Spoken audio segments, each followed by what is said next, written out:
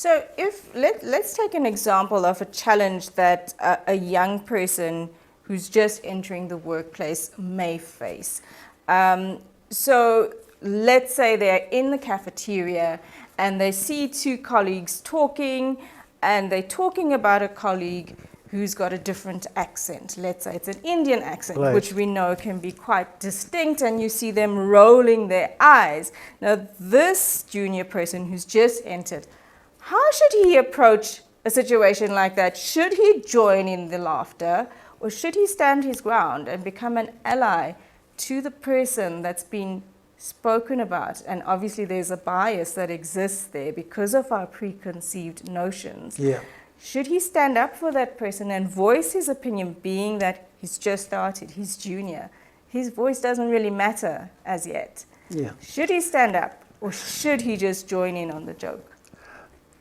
I think the basis for any engagement, and especially when you're challenging an uncomfortable situation, is what is your value system, right?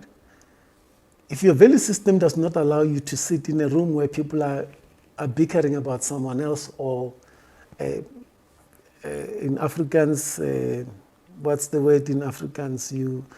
I lose the word in Afrikaans, but the scanner. People just gossip about someone else, and they say something that's usually nasty or not nice. If your value system does not allow you to be in that space, or does not allow you to engage in that, you will immediately respond in a way that you will challenge that framework or whatever that is taking place. So first is about your value system. And as a young person, ask yourself, if you sit in a group, if young men are sitting around on that table in a restaurant, and they're talking something very bad about some young women, and you walk into that conversation, if you allow that to continue without challenging it, you are part of it and you're promoting it. Is that your value system? Is that how you are brought up?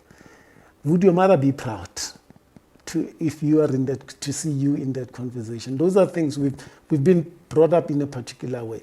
So first is your value system that will guide you how to engage. I think secondly, it's about how you address that scenario, because you can actually get into that space and actually be kicked out by the group or the people who are doing this because the way that you approach it. So that's where emotional intelligence comes in. You need to be able to be smart about how you become part of that and break what is not, if you like, what is not palatable, what is not working for us or for you as an organization in that organization. And that might even be sometimes be direct or indirect. And it all depends on context. If you are able to, if these are people that you are too familiar with, you can be direct with them and say, but guys, that's not funny, right? And then somebody's going to pick up and say, why do you say it's not funny?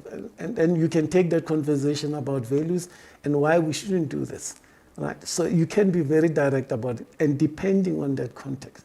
In some instances, you sit around and listen and you learn and you hear about why people are saying the kind of things that they say. And maybe at the end, you make your statement and say, but I hear where you're going with this, and I now understand why you're talking about this. But is this the way to do it? All right. So sometimes really context will help you in terms of engaging. Be strategic, because you don't necessarily want to alienate them and not help them grow. Because there's no point in fighting in the point that they don't grow. It may be better to intervene to a point where everybody grows and learns from you. So be smart about it as a young person.